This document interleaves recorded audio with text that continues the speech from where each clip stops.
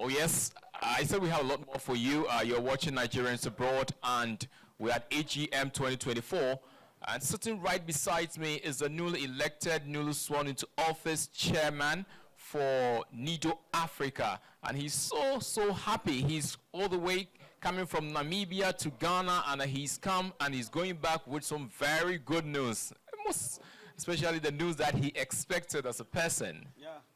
The excitement is all over your face. How does it feel to be president, to be chairman, to be leader of NIDOAF? Well, to start with, I'm excited to be the chairman of NIDOAF. But on the other hand, it also calls for what I call sober reflection, because I know that there's a lot of work waiting for me and my executive members. It's a good thing that we are elected. It's a thing of joy that I'll be leading very, very wonderful set of people. But we also have to brace up because there's a lot of work to be done. So we are happy to be elected, and we should also note that we have a lot of work to do. Yeah.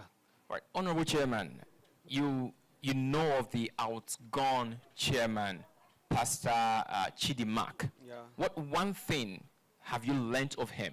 Humility. Yes, that is one thing I've learned from Pastor Chidimak, humility.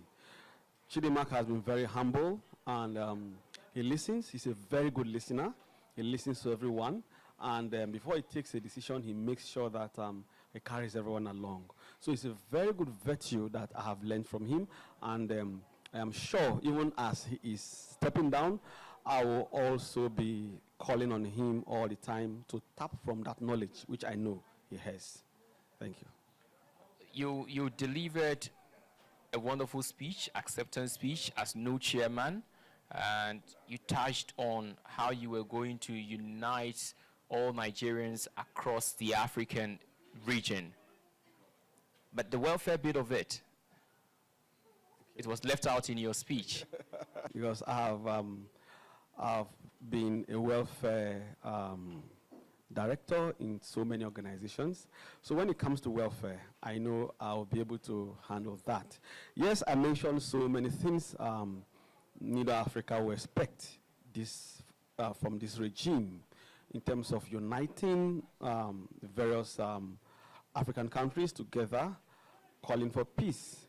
And there are other things we should be looking at. First of all, we have this issue of human trafficking that is really one of my baby projects that I am going to be looking at, because we have so many Nigerians, not just only Nigerians, we have other foreign nationals scattered in most of these countries trying to, though they are trying to seek for a living, but unfortunately they are now being trafficked, maybe for slavery, to do menial jobs and other things. So we are going to look at their welfare. We are already looking at partnering with some organizations that will help us look after these people. We'll be signing agreements with some of them very, very soon. And we are also going to be looking at different countries where we have Nigerians living in those countries, look at what they are doing, then see how we can help them. Not just like giving them food, but trying to see how we can give them maybe we'll give them what they need to settle in that country, like helping them with investment opportunities and all those things. So there are so many things we are going to do in terms of welfare. Wow. Yeah. Just your submission tells me that you were in office even before you were elected into office. No, I've held so many positions. Before now, I was the coordinating president of Nigerians in the Southern African region, also the president of Nigerians in Namibia.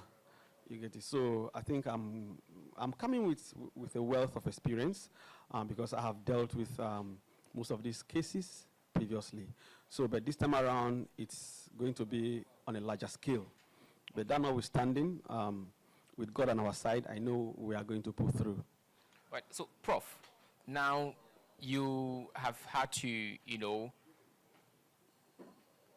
you have your job as a professor, and then you're also going to hold on to this position. You've had to balance your work Yes. and the position as chairman for NIDO. Yeah. How are you going to be able to do this? Yes, it's going to be very tasking, that I know, but this is something I have chosen to do.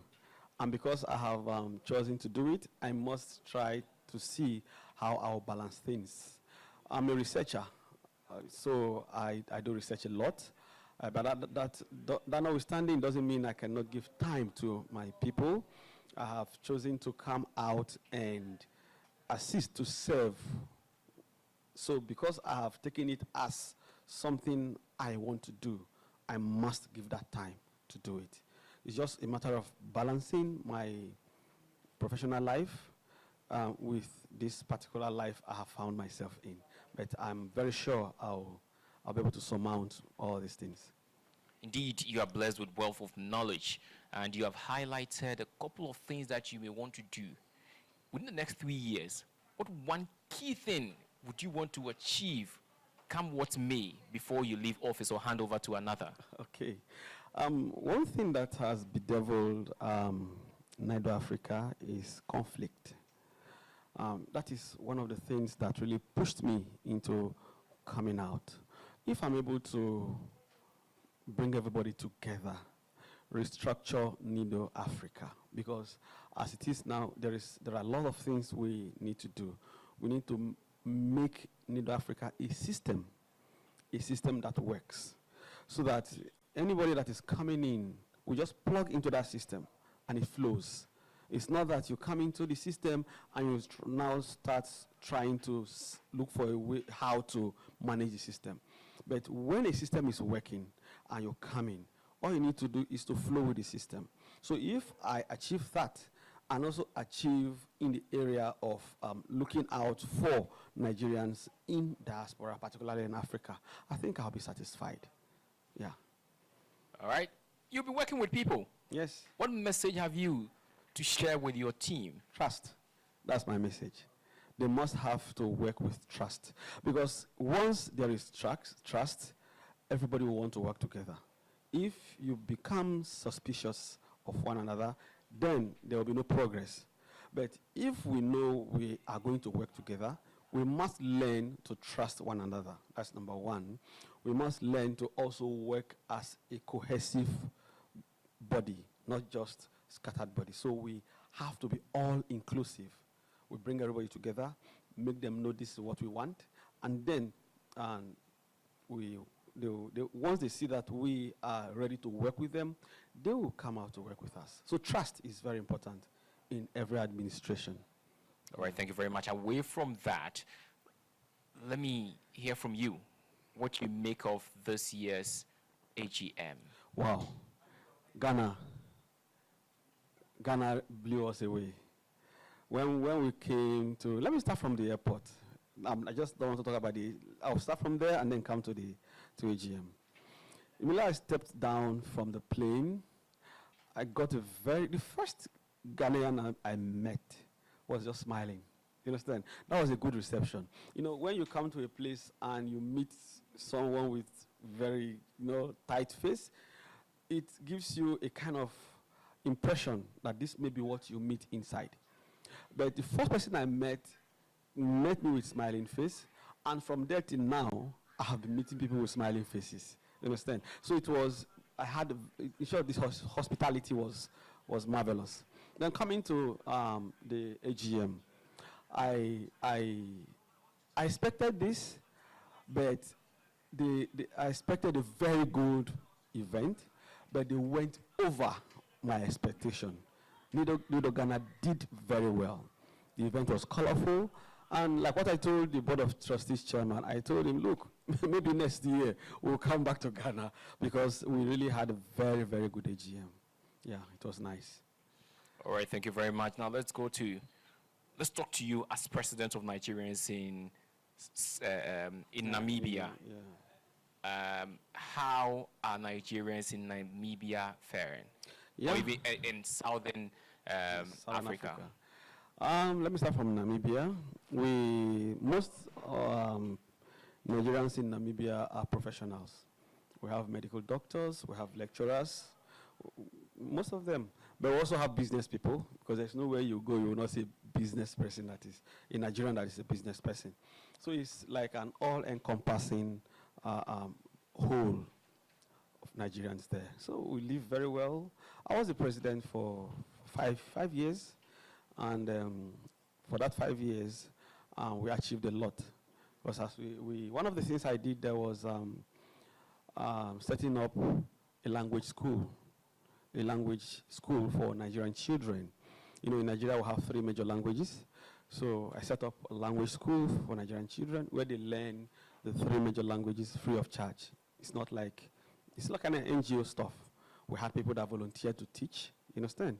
So and the period I was there as president, we made sure that we have a very good working relationship with the authority. There was no Nigerian in any Namibian prison at that time, because we made sure that everybody was well behaved and things went smoothly. Then for Southern African region, one of the reasons why we formed that union of Nigerian communities in Southern Africa is for us to speak with one voice. If we have any problem, we come together, we sort it. I was the coordinating president. So we sort the problem, and if any country is having any issue, we see how we can go in and solve the problem in that issue, in that country. If it requires my going to those countries, because I've gone to one of the countries to settle some issues there also. So we are very cohesive. We work together. We speak with one voice. That is why I talk about that trust. When your followers trust you, whatever you bring out, they take it as something that will work, because they know that you are to be trusted. So it was fine. We worked together very well. And we tried as much as possible to have very good synergy with the embassies, Nigerian embassies in the Southern African region. Yeah. You've touched on the achievement, the success stories. How about the challenges? There are always challenges, you should know. Because it's not easy to lead, you understand? And it's not easy to lead people with diverse ideologies. It's not easy to lead people with diverse interests, you understand? And in Nigeria, we have so many tribes, you understand? You must try as much as possible to balance everything. It is not easy, you understand? Because you may be working with these people, and this one will say you are marginalizing them. You get it now? So it's very challenging. That is one big challenge we have in most of these countries. Talking about NIDOAF Africa, it is going to be even more. You get it? Because it's now on a larger scale. You get it? So that is one challenge we have. Another challenge is,